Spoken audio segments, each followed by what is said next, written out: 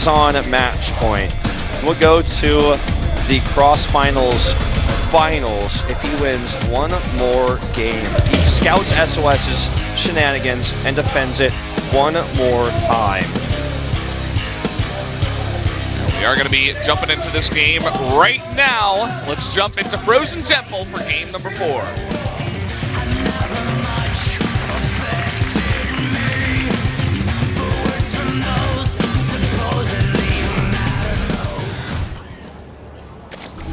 Here we are on Frozen Temple, another one of our 2-player maps here in this map pool. On the top left, in the red, the Zerg player from Samsung Galaxy Con. 1 win away, it is Solar.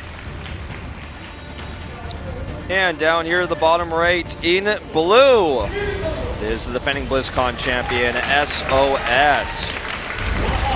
Justifiably called it $O by his closest fans. And we'll see what he's got planned here on Frozen Temple. Another 2-player map where cheeses, proxies, all viable. And I almost, as much as I would like to see him play straight up, and if I were coaching him right now, that's what I would tell him to do. I don't think he's going to, because if he were going to, I think he would have done it already. I think he's got something else planned here for this map.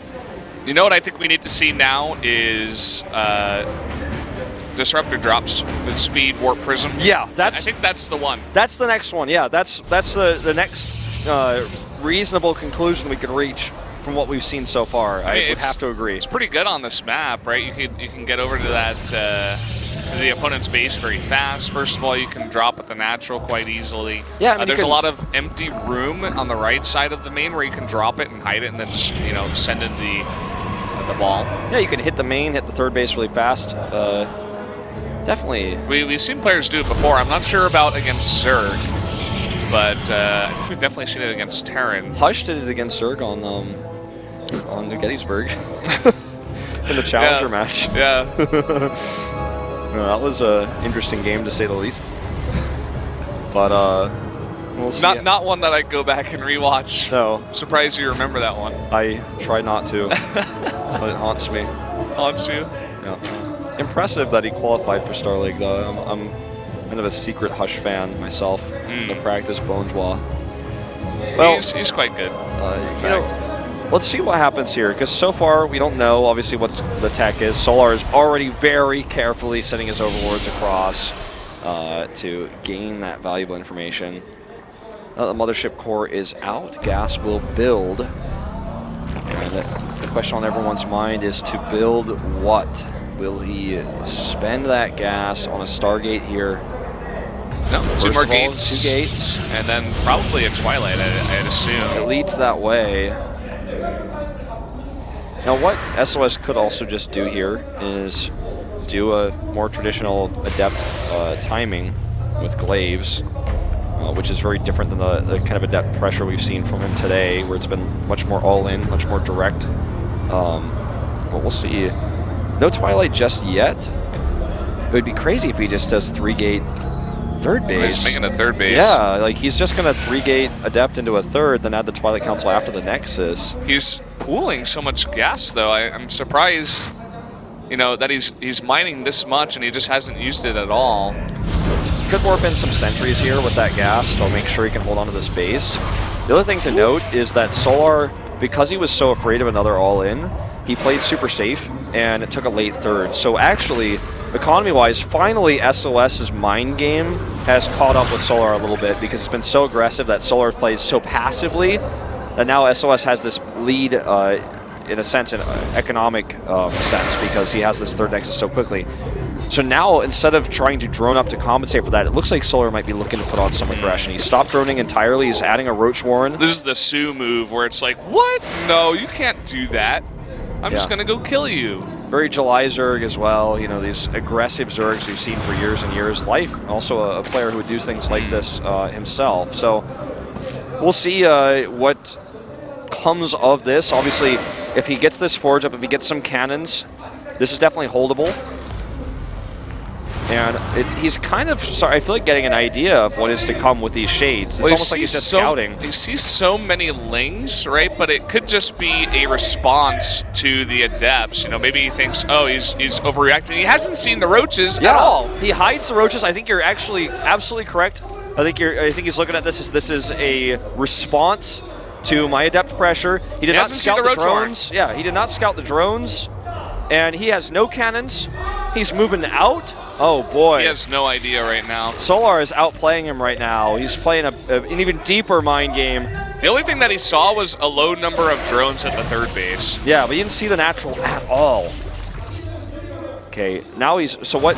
Solar could have attacked the third base with all of his might, but he's going to send just a small amount of units here to kill this pylon. Then he's going to send the rest back to crush this army. We're going to have to see a recall here.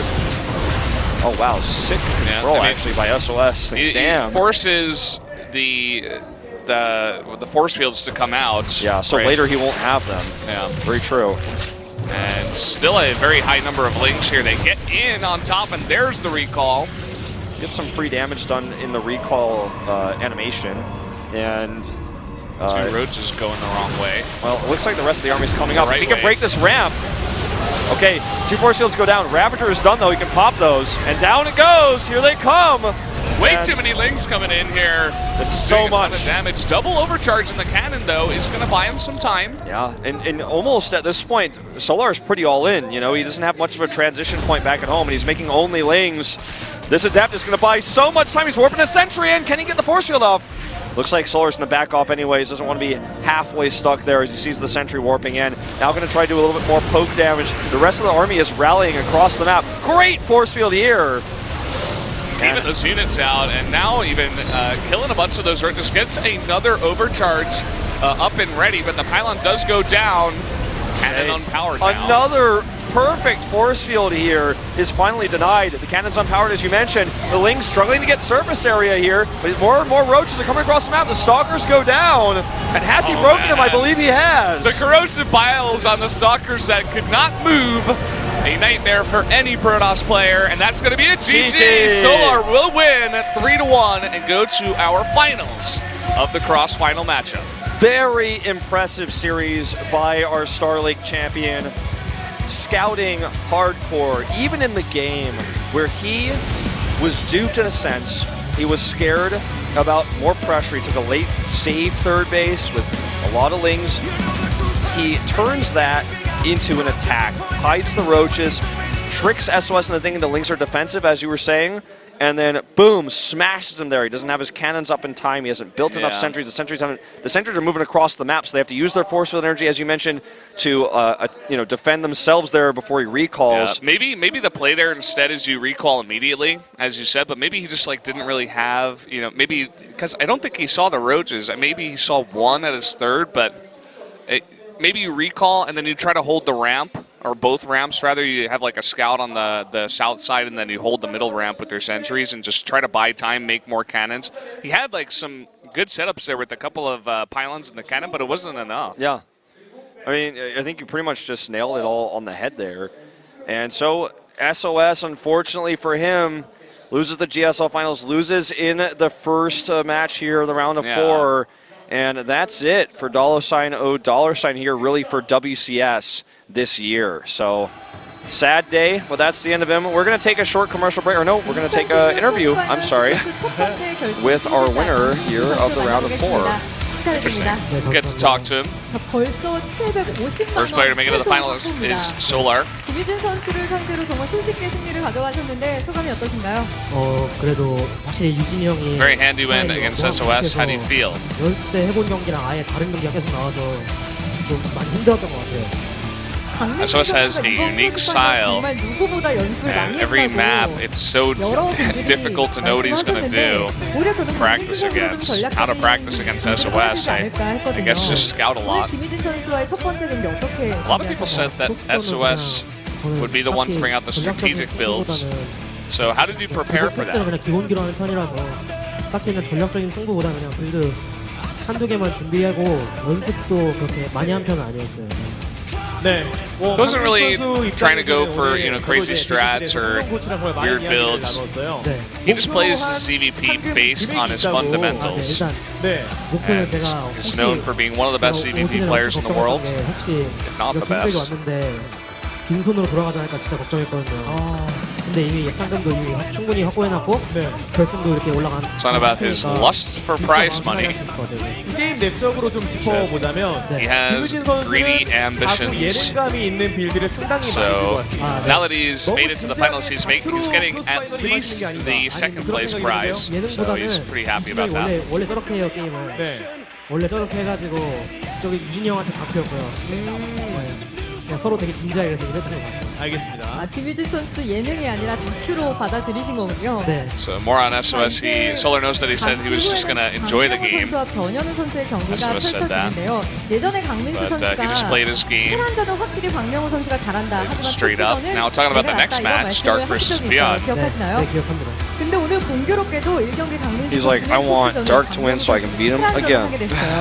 두 번째 경기 어떤 선수가 결승에 올라오게 So 될 he 것 said, 같나요? 저도 좀 적을 들어서 Dark is better than than himself at playing. 자, 그러면 어떤 Protoss. 선수가 올라올 것 같나요와 올라오고 So who do you expect to be in the finals? Who do you want to be in the finals? He wants Dark to be in the 변현우 finals, 선수가 이길 것 같거든요. 네. not Beyond. 근데 명호 형이 이겼으면 좋겠어요. But he 약간 expects 박명호 Beyond to 선수를 win. 까다로워하면서 But he just 스타일이 wants Dark to 결승을 win. 좀 회상하면서 그렇죠. 상금을 위해 박명호가 올라와야 된다. 이 말씀이시죠? 네. Maybe he's 알겠습니다. reminiscing about the Star League finals, trying to get more of that prize money, defeating Dark. 을 잘 그렸던 선수라 아직도 스타리그 시즌2의 그 클로징 영상이 네. 아직 남아 있거든요.